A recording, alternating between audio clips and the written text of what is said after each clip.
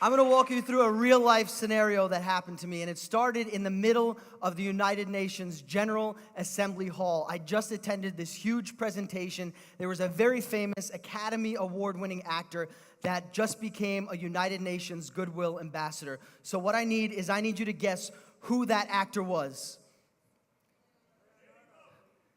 Leo? Who else? It's not Leo. 3 guesses. Brittany? Did you say Brittany? Oh, it's not Clooney. One more. It's not Angelina Jolie. It's Forrest Whitaker.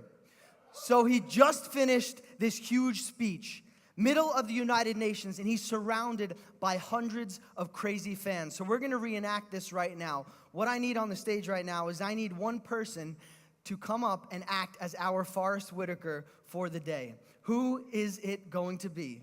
Sir, with the glasses? The one who just looked at his friend to tell him to come up? You're coming right up. What's your name? I'm Danny. Danny? Yeah. Come right here. Now, Danny, okay, give him a hand. Danny, you're Forrest Whitaker, okay? It's really believable. You look just like him. So what I need about 5 or 6 groupies from the audience. Sir, with the beautiful smile. Yeah, scratching your head right there, second row. Ladies, with the glasses on the head. 1, 2, 3, please come right up. Sir, with the nice plaid, the one looking around. Sir, front row, come right up. And I need one more. Ma'am, I love your earrings. Can you come right up? Bring your cell phones. Now, this is what's going to happen. This is Forrest Whitaker. He's a huge celebrity. You want to interview him. So what's going to happen is I'm going to stand over here, and I'm going to count to 3. And when I say the word go, all of you groupies, what you're going to do is you're going to gently attack Forrest Whitaker and try to figure out what that means. You're going to gently attack Forrest Whitaker. Forrest, you're an actor. You cannot leave the stage. You're nice. You want to leave. You want to go back to your room, but you're being kind to them. Okay, got it? So when I say go, gently attack. You want to leave, but you can't. Got it? Okay, 1, 2, 3, go!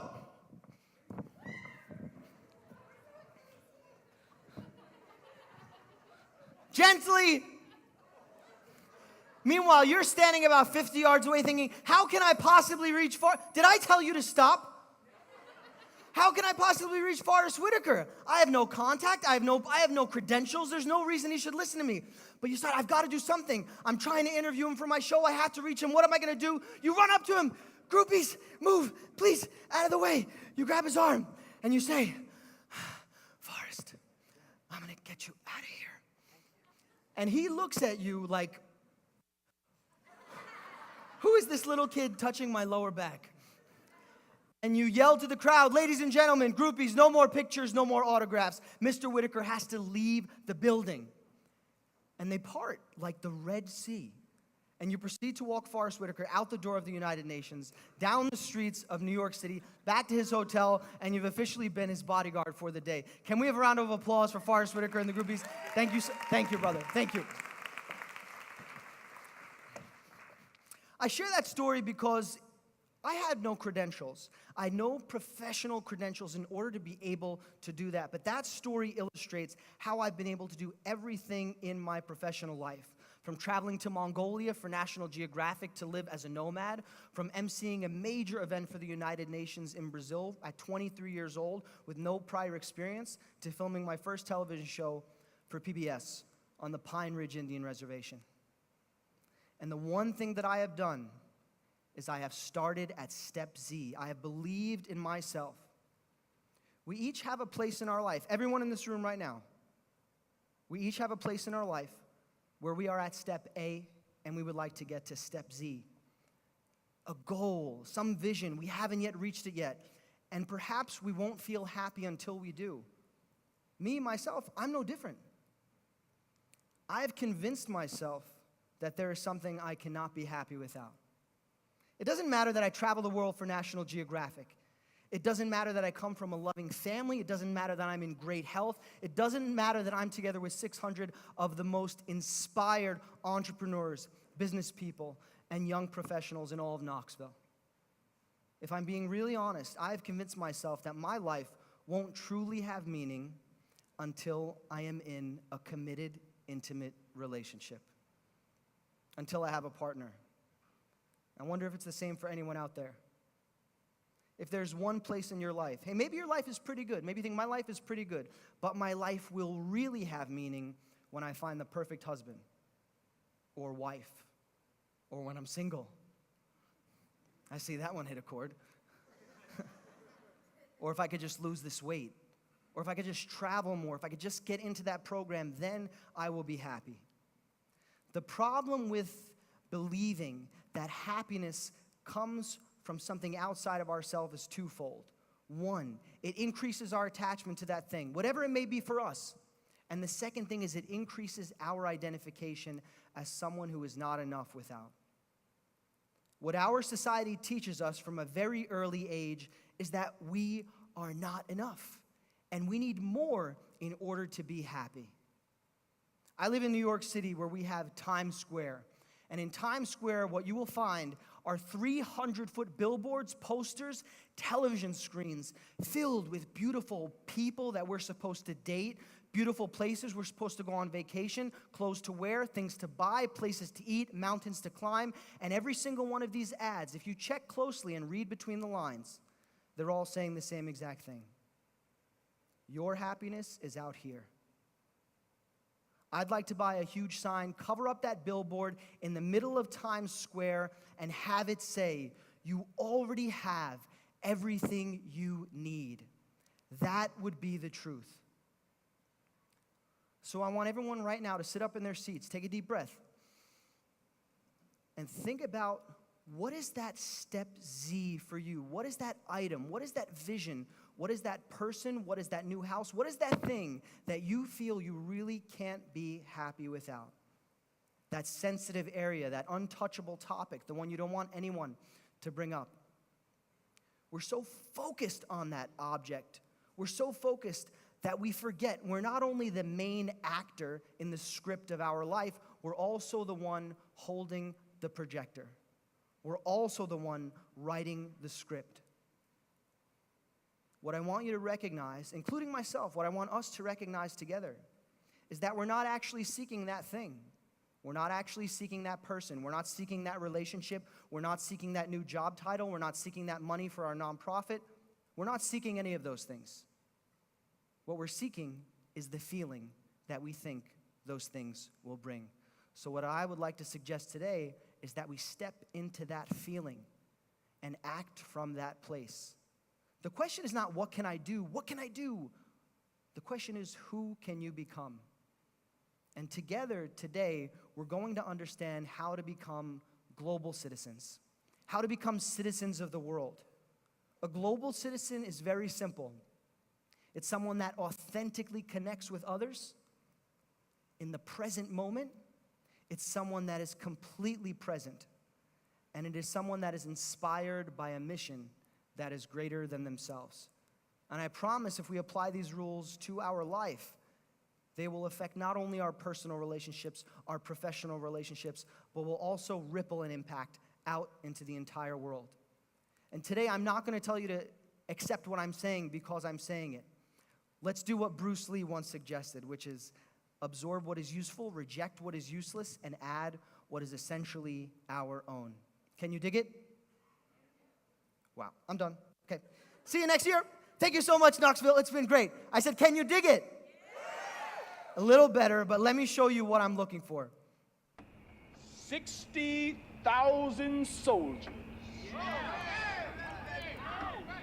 Now, there ain't but 20,000 police in the whole town. Can you dig it? Can you dig it? Can you dig it?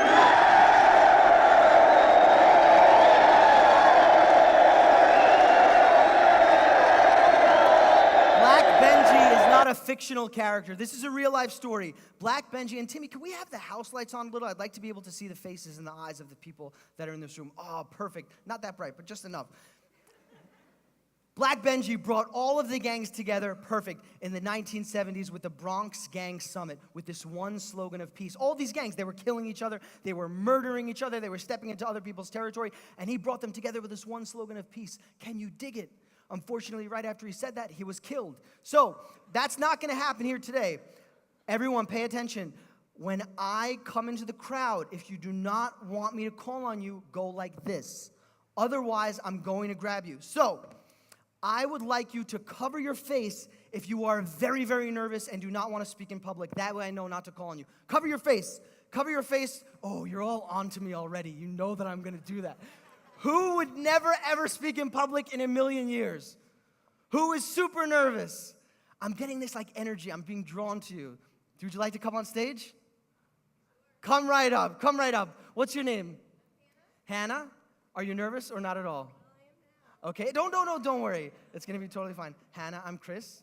Nice to meet you. Hannah, we can do this right here. So, Hannah, you're going to grab this mic. Now, this room is yours. You are Black Benji. So, what's going to happen is you're going to say, "Can you dig it?" And then hold the mic for your mates on the stoop.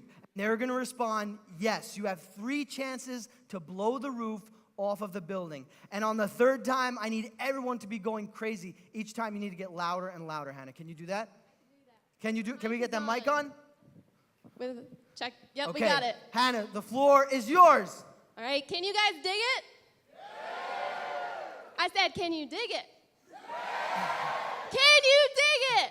Yes! Awesome, Hannah. Thank you so much. Thank you. Awesome. That ideally works if Hannah's actually extremely confident with the microphone. If we're someone that's super nervous and we grab that microphone, that's not going to exactly fit into the script of what we would do on a normal basis. We need to do things that shake the foundation of who we think we are. We need to do things that shake the foundation of who we think we are, that push us outside of our comfort zones. My journey began in a small, sleepy fishing village. I don't know if anyone's heard of it, in New York, called Brooklyn. And what I love about Brooklyn, what I love about New York City, it's one of the original melting pots of the modern world. You have people from everywhere, every walk of life, over 150 nationalities coming together to live, to work, to survive, to thrive. In Brooklyn, everyone lives on a street, which we call the block, and everyone sits down on the stairs in front of our house that's known as a stoop. Are there stoops in Knoxville? I bet there are.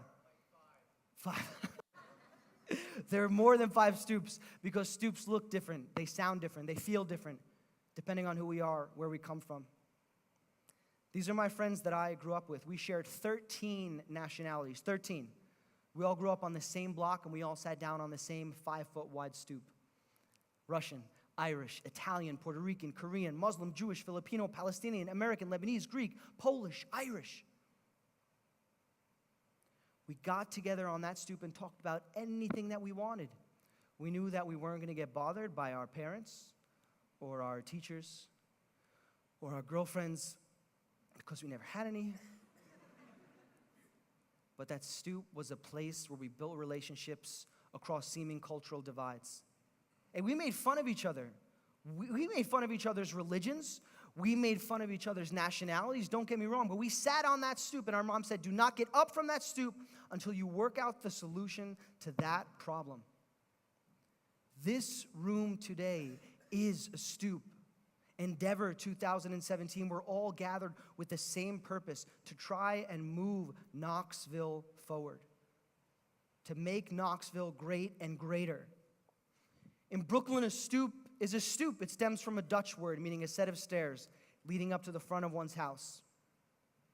A stoop could also be a sumo wrestling dojo with the heaviest Japanese human being in recorded history. Now, Yama is actually a sweetheart. He tells me, "Chris, on Friday nights, sometimes I feel lonely." I said, "Me too." I said, "What do you do?" He said, "I listen to Britney Spears." He also likes the Carpenters. You're too young to know who the Carpenters are. Don't lie. A stoop could also be a gym in Hawaii. Now, when I took this picture, I showed it to my mom, and my mom said, "Oh, Chris, look at your little muscle." I said, "Mom, my muscle's not little." She said, "It's little compared to his." I was working out in this gym for about an hour and a half, and when I work out, I have no shame. And by the way, I'm sweating profusely right now like a wildebeest. I need to take this thing off. It's definitely from a guy, but that's totally, I'm open-minded. So, who's going to take that right there? Okay, thank you so much.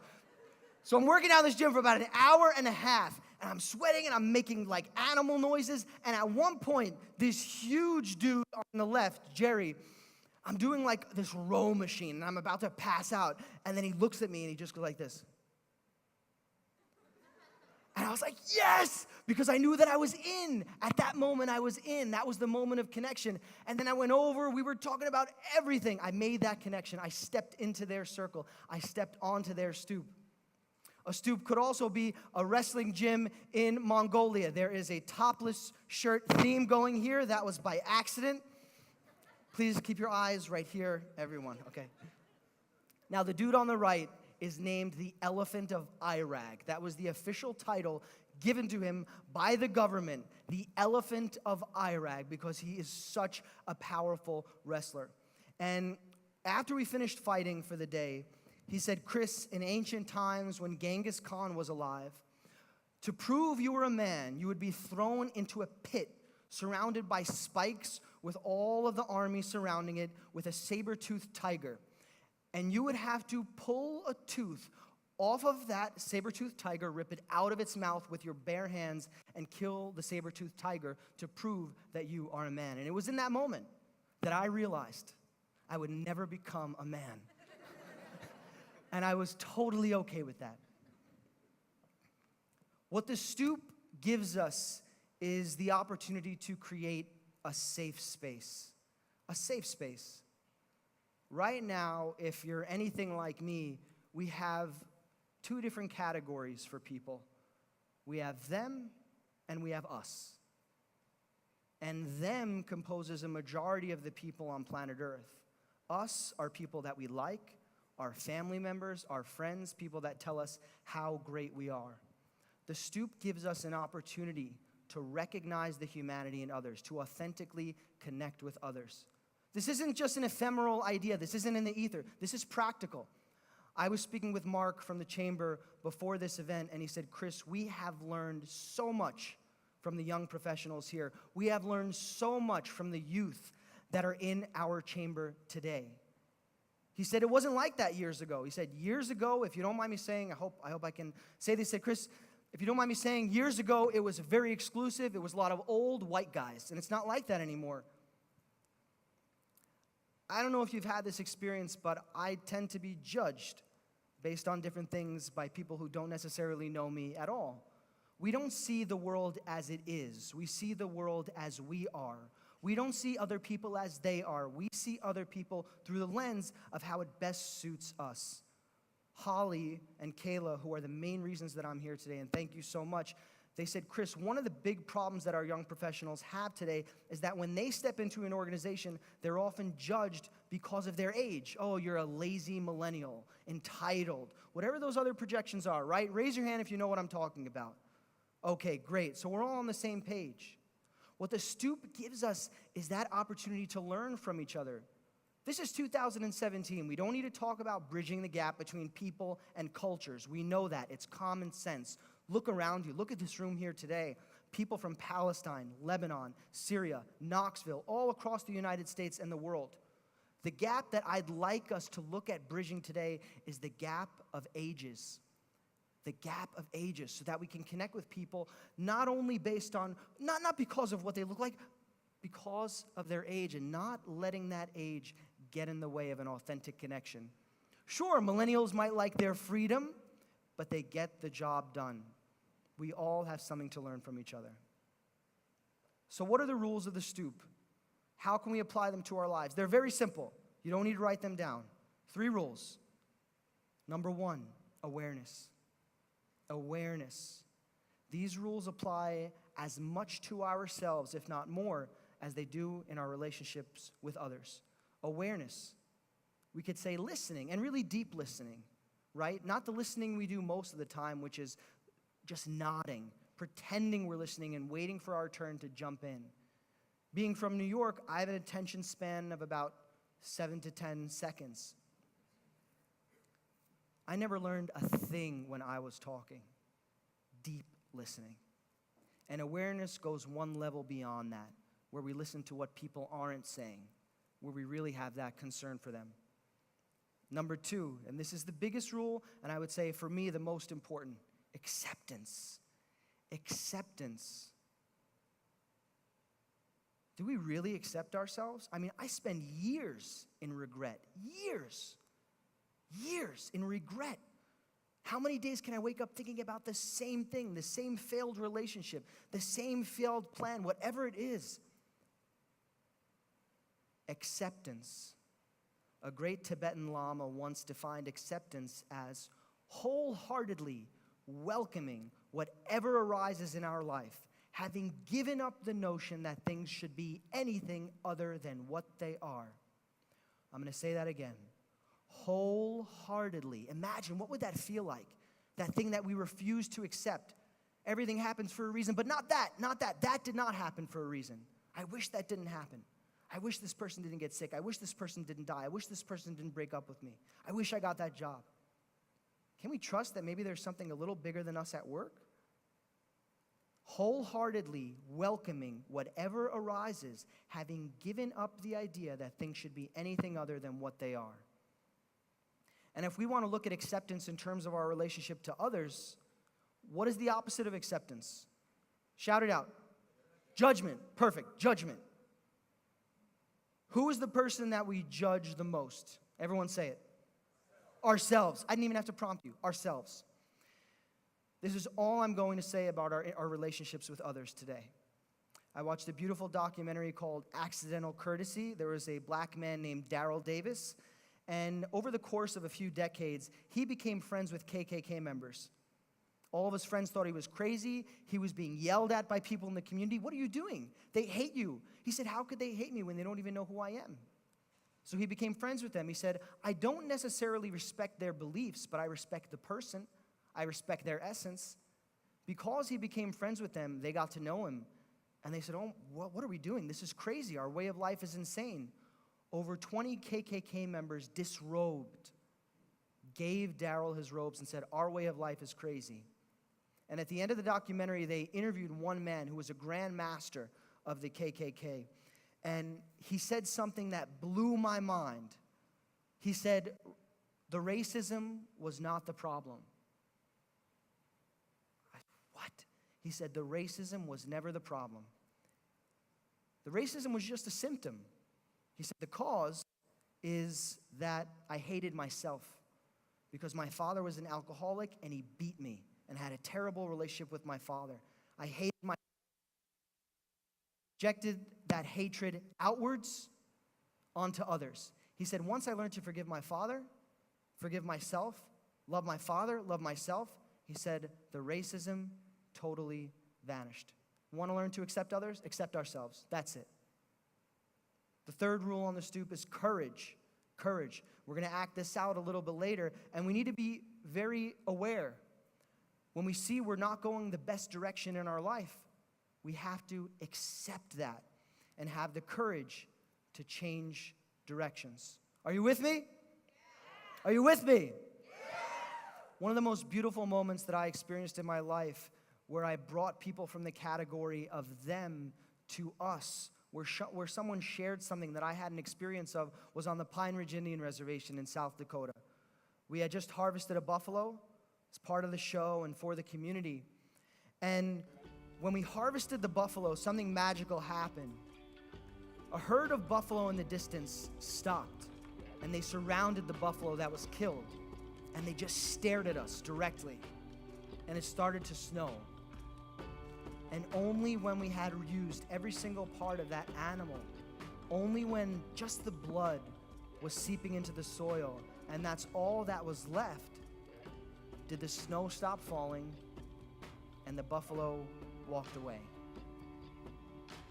Our opportunity in Knoxville in 2017 is to create our stoop, to create that safe place where people feel welcome, where they feel accepted, where they don't feel judged, and where we can share ideas that positively influence each other.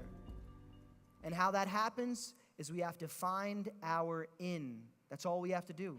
Find our in. One point of connection. Someone sharing something that we have experienced. Oh, your kids get bullied in school. Oh, you're having some marriage problems. You lost your father to cancer. When somebody shares something that we've experienced, it's not an intellectual idea. We're not talking about intellectual. We're talking about heart. We're talking about experience in the body. When someone shares something that we have experienced, we have a feeling in our body, this person is just like me. And that can even happen doing yoga on the hills of Mongolia.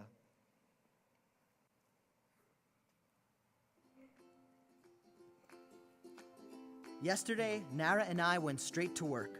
Today, before leaving to get my horse, I convinced him to try my routine. So just follow like I do, all right? Just keep breathing. Now we're gonna stop. Go with your neck. To the left, go to the right. Okay, now let's get a little Tai Chi.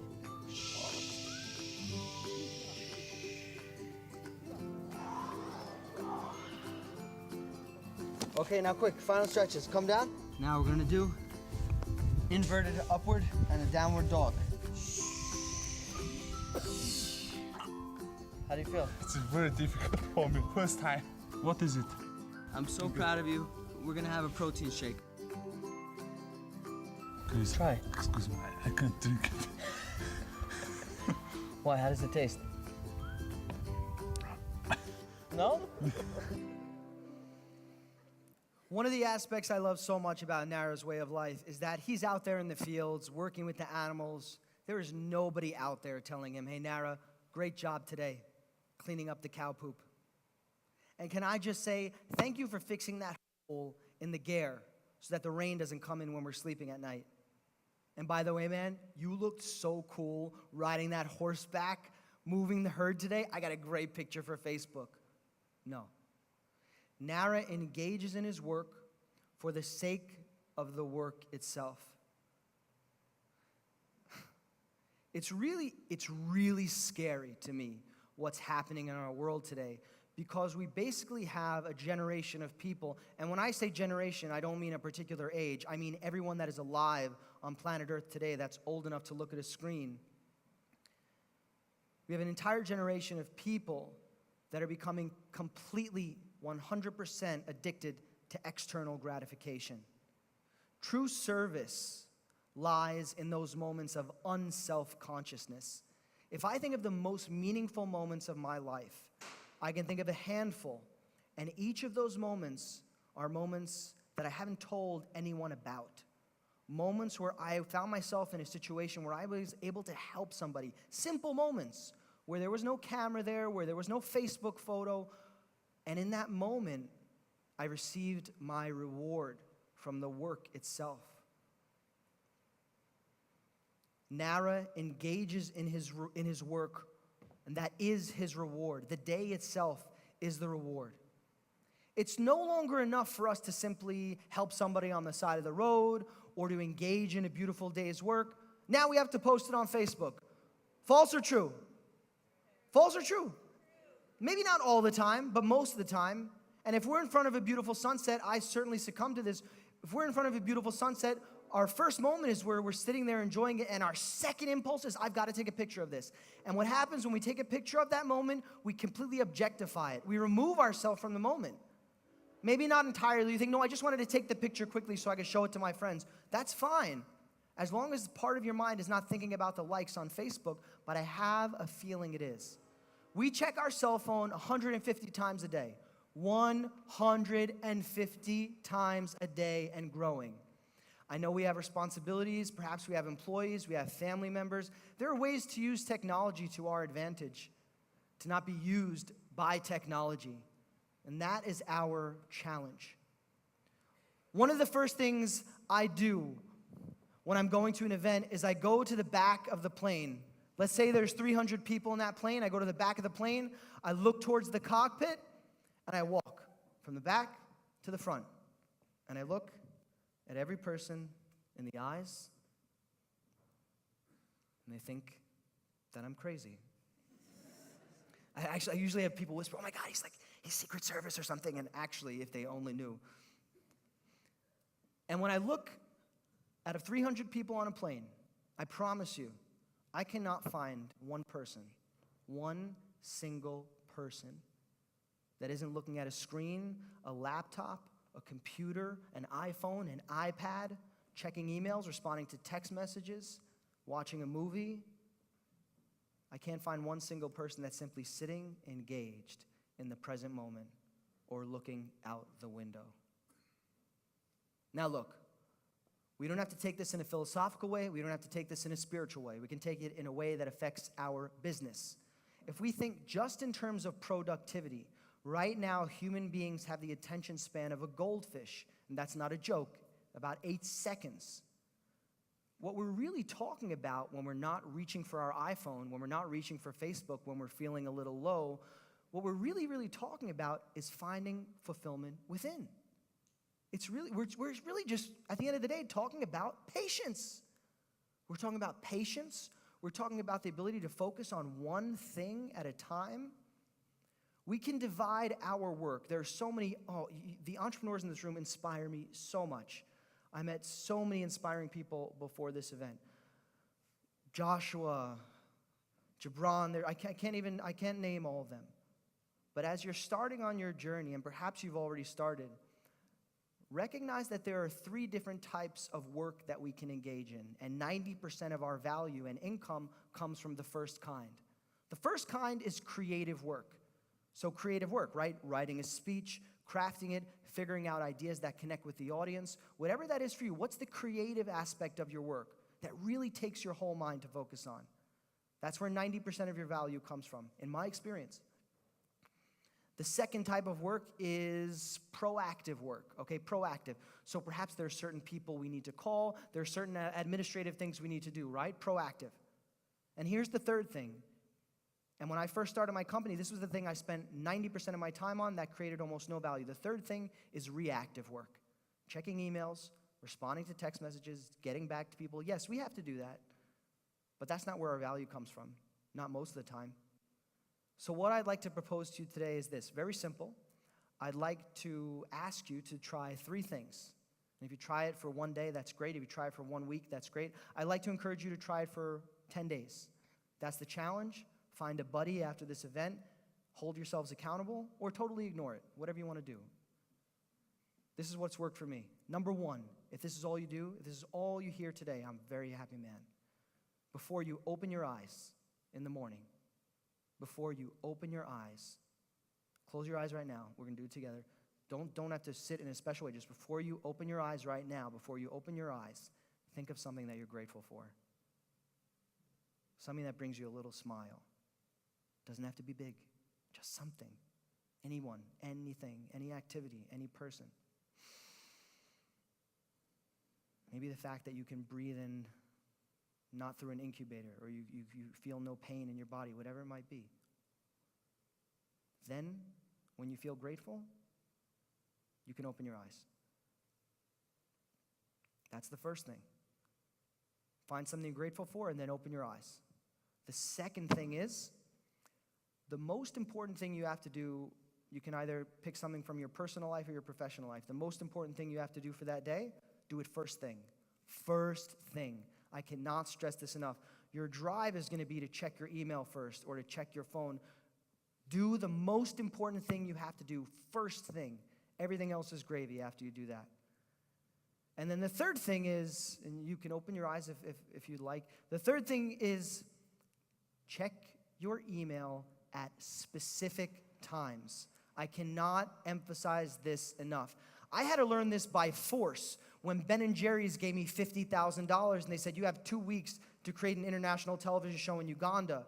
When PBS came to me and they said, we want you to create a television show on the Pine Ridge Indian Reservation, and you have to make not only the foundation happy that only usually supports Native American filmmakers, but you also have to reach a commercial audience that's watching The Real Housewives of the Jersey Shore. I was forced to create something. I was forced. And so now I check my email at very, very specific times. To be honest, I shouldn't say this out loud. I probably get to my email once a week if I'm lucky. That being said, there are specific people within my company that I check their email every single day, and I respond to the things that I need to. Try those 3 things. Gratitude before you open your eyes. Most important thing, first thing in the morning, and check your email at specific times. Now, what is going to really inspire us to make a difference? we have to, like Nara, find some aspect of our work. It's not enough. We can't just try to be productive. We're present, okay? We've talked about the importance of being present. We've talked about the importance of authentically connecting with others so that it's not up in our head, but finding that place of feeling this person is a human being. Now, here's the third thing and the last thing. We have to be inspired by a mission that is beyond ourselves. And for each of us, that mission is a little bit different. But don't take my word for it. Listen to one of my closest mentors, Dr. Jane Goodall. Why is it so crucial that young people ignore the noise and do what they want to do? Well, it's, and there's noise, and they're bombarded with all kinds of noise. It's very hard to find real silence, and it's really in the silence that you find out who you really are and what you really want. I think the most important thing for any young person at the start of their life is to discover their passion. And until you discover your passion, you're led astray in all kinds of different paths, which may not lead to a place that you actually want. And I was incredibly lucky. I was wanting to do things with animals from the age of 1.5, and from the age of 11, I knew that I would go to Africa, live with animals, and write books about them.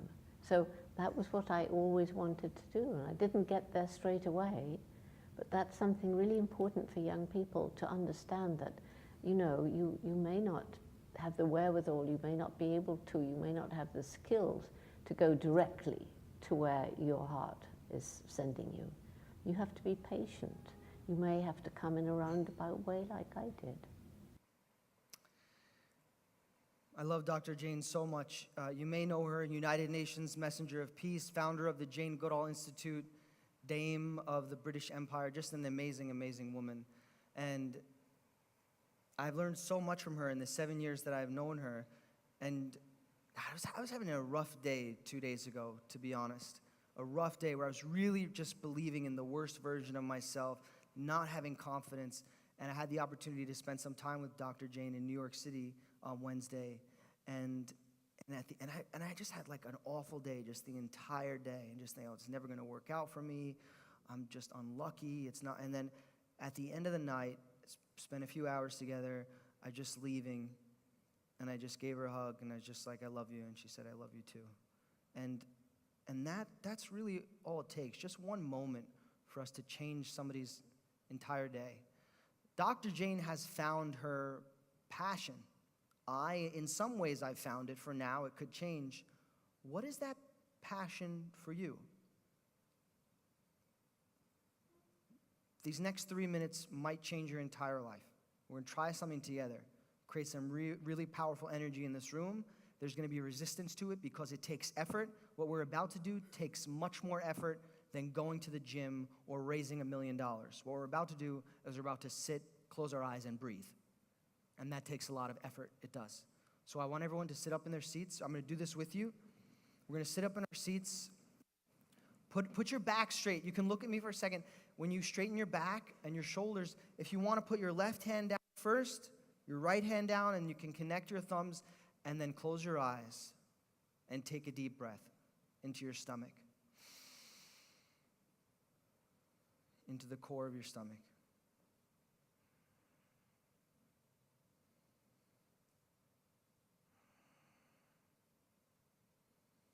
Just breathe.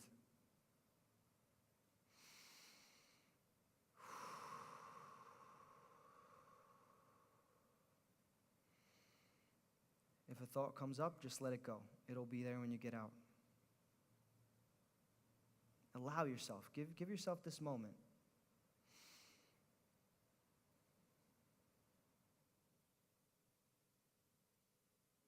As you're breathing, with your eyes closed, I want you to feel, I don't want you to think about, I want you to feel the answers to the following questions. Where is the place in your life where you are at step A? Where you're really just beginning? Where is the place in your life where you are perhaps most insecure. Perhaps you have a vision. You know what step Z is. You have this vision. You have this idea. You have this idea of the relationship with a person, or you know how that's going to feel, or you know how it's going to feel when you raise enough money for your project, or you know how it's going to feel when you finally lose that weight. You know how it's going to feel. What is that place in your life where you are at step A and you would like to get to step Z? Take a deep breath. Yes, that one, the uncomfortable one. Okay. I'll give you 2 or 3 breaths to find it.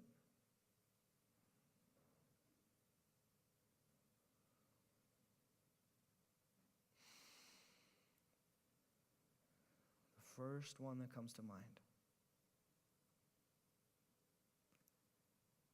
Now, as you're breathing, you look at yourself. You feel, okay, I'm at step A. Do you have an idea of what step Z is going to look like? Do you have an idea? You have a vision? You have some idea? Obviously you do, because you're working so hard or trying or thinking about it so much. You're obsessing about it maybe, like me. What I want you to do is this. I want you to skip every single step and go straight to step Z. I would like you to imagine that you are at step Z. I would like you to start at step Z. Imagine that you already have accomplished that thing, that goal, that you are already with that person, or that you are already at the top of the company, or that you are already making a difference. Imagine that you are already at step Z. Go ahead, imagine. Go for it. What do you have to lose?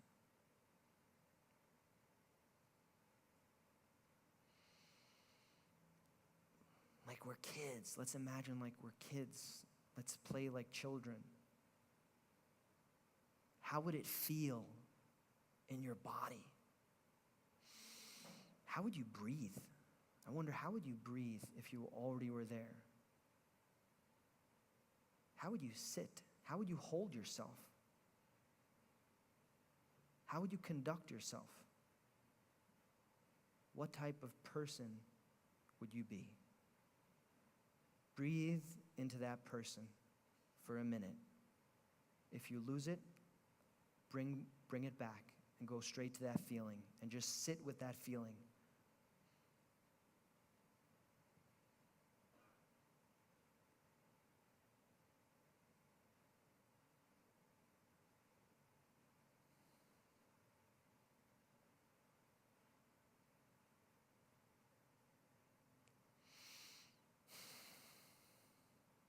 Imagine it was happening right now.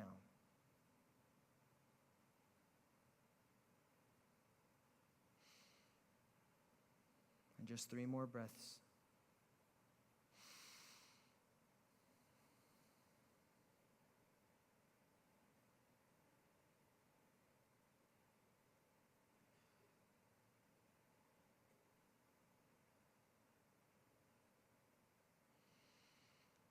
Now, the last thing I'm going to ask you to do. Feel it. Imagine it. One more time. And from this place of having already accomplished that which you are moving towards, feeling like it's already happened,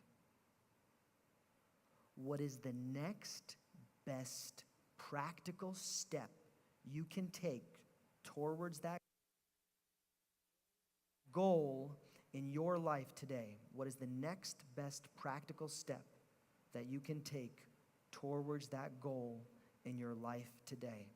3 breaths, whatever the first step that comes to mind is. Go.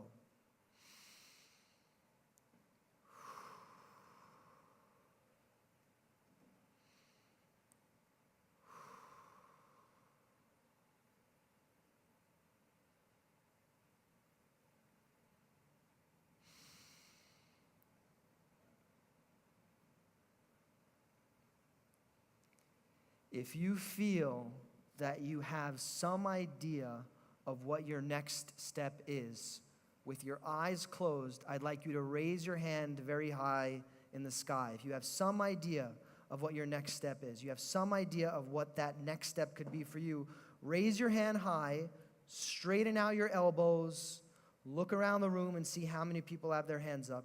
Look around the room. Look around the room. About half of the room, more than half. You can put your hands down. Thank you so much. I want to make this real, so I'd like to get one of these microphones on, and I'm not going to force anyone to come up because I have a feeling we probably just looked at some deep stuff. Is there anyone that feels like they uncovered something really, really personal that's not relevant to anyone in this room because it's too personal? If so, I'd like you to come up because it's definitely relevant. Because the more personal something is, the more universal it is. Who would like to come up? Who's nervous? They go, wow, I can't believe what just happened. But you feel like you uncovered something. Think about the people in this room that will benefit if you stand up. Kayla said, Chris, it's important. I want our youth to stand up, not just think about it. Stand up and do something. Who's it going to be? I'm going to sit right here. I'm going to hold this mic out. And I'm going to count to 10. And by the time I open my eyes, somebody needs to be holding this microphone. I promise you won't regret it. 10, 9, 8, 7. I don't have a backup plan, so back me up. 6, 5, 4, 3, 2. My man, what's your name? Sean Cunningham. Testing, Sean Cunningham. Sean Cunningham. Sean, the stage is yours, brother. Tell us what you just found out. When we closed our eyes, he told us to imagine our step Z. My step Z was my family, beautiful wife, beautiful smart kids, just being spiritually, mentally, financially stable, being able to care for them, of course caring for myself as well, and just being able to impact, of course, my beautiful wife's lives, my children's lives, and being able to provide for them the things they need in this life that we have here on earth. That's beautiful. And what did you find is the next thing that you can probably do, the next action you can take? My next action was, for me, it was to stop being so selfish. I believe that it's one of the things that we've kind of put in ourselves in society is we tend to think a lot about just ourselves and not about other people, and that was my next step, is to be less selfish. That's beautiful. What's one small step you could take in that direction? Well, actually, my one step was to stop getting on social media and stop looking for those likes or those reposts or retweets, as you said earlier. What's your wife's name? I don't have a wife right now. Oh, well, we're in the same boat. Yeah. Hey, listen, just ladies, okay? This is a team. We work as a team only. I want you to give this beautiful, beautiful soul a huge round of applause. Huge round of applause. Thank you, brother. Come find me after, okay? Come find me after. Thank you. Thank you so much. Thank you. And let me tell you why that's so beautiful. Because what he's doing in that moment, he's transforming himself. He's transforming the world around him. Because he's imagining that he's already accomplished that thing. And it's funny because you and I were meditating on the same subject. When you meditate, when you imagine that you've already accomplished that thing, what it does is then you're in the place where you can actually take positive steps in that direction. Otherwise, you're acting from a place of need and I'm not good enough and it's never going to happen. So what are the steps that we have to apply to our life today? Very simple. Have a clear vision of what you want. Have a clear vision like you just shared. Have that clear vision. Number 2, imagine that it has already happened. That is critical. Imagine that it has already happened, that you already are that person. Number 3, let go of any timeline. Let go of any timeline. And number 4, take definite steps towards the direction of your goals. The last thing we're going to do here today is I'd like to walk you through a very brief exercise, one last exercise where I can demonstrate what it looks like when we're making a decision that's in line with our step Z, that's in line with our inner compass, or a decision that doesn't support that.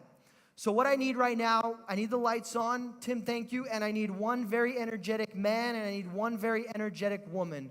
Who is the energetic woman that would like to man? Come right up. Come right up. What's your name? Brad, Chris. Brad, you're going to take this microphone and you're going to stand right there. I need one woman who has a lot of energy. Who has a lot of energy? Oh, I see people like hiding right now. Miss, would you like to come up? Would you like to come up? I'm talking to you. Are you talking to me? Okay, what's your name? Ashland. Chris, nice to meet you. Now, Ashland, you're going to stand right over there, okay? Take this microphone. Make sure you hold the microphones close so that we can hear you. And what you're going to do is, this is our compass. This is sort of like our internal decision maker that we're going to act out right now. Now, this is east. This is the direction I would like to go. That's west. That's sort of like making a decision that doesn't really agree with my core, that doesn't feel good, where I'm playing small, where I don't believe in myself. Apply it to your life. And what I'm going to do is walk you through how the decision-making process went in my life as I was starting my company, as I was just getting started, to where I am here today. So, can I have your names again? Kevin? Nope, Brad. Okay. Brad and Jennifer? Ashland. This is why I don't have a girlfriend. Ashland. So, every time I take a step towards you, Brad, you're going to say the word yes. Yes. Okay, I like that. Now, keep in mind, the closer I get to you, the louder you have to get. Yes. Yes. Yes. Okay, don't blow the roof off. And Ashland, Okay. every time I take a step towards you, you're going to say the word No. Right? right. Okay. I like this crowd. I wonder, can you help them? How would that sound if it was... No. No. No. Okay, great. And one more test? Yes. Yes. Yeah. Okay, time out. I got to go back to the middle. So, I'm going to walk you through these steps, and we might want to turn the speakers down because I don't want to ruin the sound system. Okay, I'm growing up, and I think, you know what? I would like to be an actor. Yes. So I start performing in the plays. Yes. I get a bit of success. Yes. But deep down, I had this itch to travel the world, to make films, to make a difference. But I'm going to ignore that itch and keep acting anyway. No. No. No. But all of a sudden, I'm accepted to one of the best acting colleges in all of New York City. Yes. A full scholarship. Yes. I start working on student films. Yes. And eventually book a role on The Sopranos. Heck yes. More than yes. But deep down, I had this itch to travel, to make films, to use entertainment in a different way. And I'm so unfulfilled. No. No. No. No. I know what I'll do. I'll move to Tanzania. Yes. Yes. Oh my God. Home run. I move to Tanzania. I make a documentary. It changes my life. I'm going to come back to New York and raise $100,000 and start a television show. Are you crazy, Chris? That is impossible. No. You can't do it. I can't hear you. You can't do it. No. I put the footage away. No. I don't touch it. No. I go from job to job. No. And I just keep No, going no, in that no, direction. Okay, and then one day, I say, you know what? What if I just start somewhere? Yes. Wow, that feels so much better. Why was I ever going that way? And I take the footage out of my mom's basement and I start editing my first film. Yes. And it's accepted to festivals around the world. Yes. I raised enough money to film my first documentary for PBS on the Pine Ridge Reservation. Yes. I'm invited to speak in the United Nations. Yes. Travel to Uganda for Ben and Jerry's. Yes. And eventually to Mongolia to live as a nomad for National Geographic. Yes. Come on in. Thank you so much. Thank you. Thank you so much. Thank you so much. Give a round of applause for East and West. A round of applause. It's very, very funny because in my life, that's really how far away I have to go from what my core is telling me before I finally wake up. I don't want to bring in a dark reference, but if you ever had a friend or a family member, God forbid, if you ever had someone that was struggling with addiction, you can try to sort of do an intervention, and sometimes it works, but most of the time in my life, from my struggles, I have found that I have to come to that awareness myself. I have to suffer so much until I finally realize this is not the direction that I want to go in. Let's bring in the rules of the stoop. What is the first step from the stoop? Awareness. We realize, whoa, this is not the direction I want to be going in. Then what's the next step? Acceptance. Okay. It doesn't matter if I've been going this way for 1 year, 20 years, or 80 years. Acceptance. And then 3, courage. Courage, meaning of the heart, having the courage to go in another direction, to go in the right direction. When we're lost in the woods, what's the first step to getting out? What's the first step? I'm not going to ask, I'm going to tell you. The first step might surprise you. It's not to call somebody. It's not to look for the North Star. It's not to find moss. It's to admit that you're lost. If you don't admit that you're lost, you'll never find another direction. And in that moment in each of our lives, when we discover, hey, this isn't the best path for me, rather than beat ourselves up, rather than be angry, that's the moment to be grateful, because then we can go in another direction and we can find the direction of our dreams. Chris, now you come back. Question. Why does he keep looking down like that with his face? He wants to eat. Can we let him eat? Yeah, eat. Near here. I get off? Yeah, get off.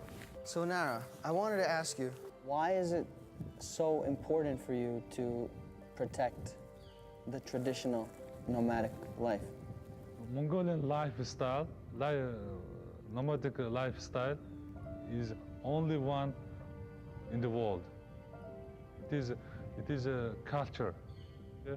You have to always protect your lifestyle. My grandfather always said to me. Tell me about your grandfather.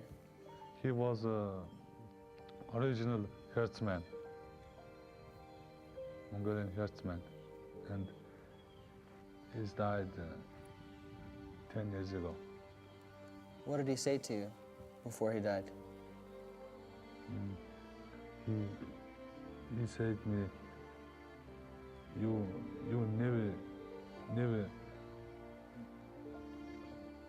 never stay in city. Your living place is in countryside. It is better. It is best for you, he said to me.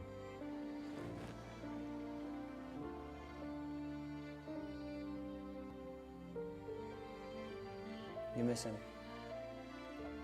Yeah, I always miss him.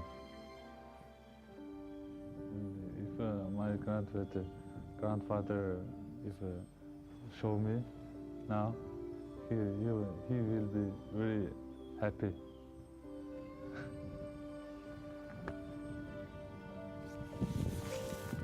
I'm crying. Let's go.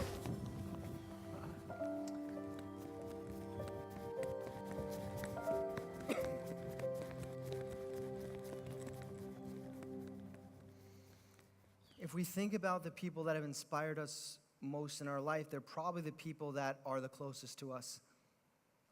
Kayla shared with me before this event, she said, one of the things I love so much about Knoxville is that it's a personal town. You can go to people, you can connect with people, you have that human connection.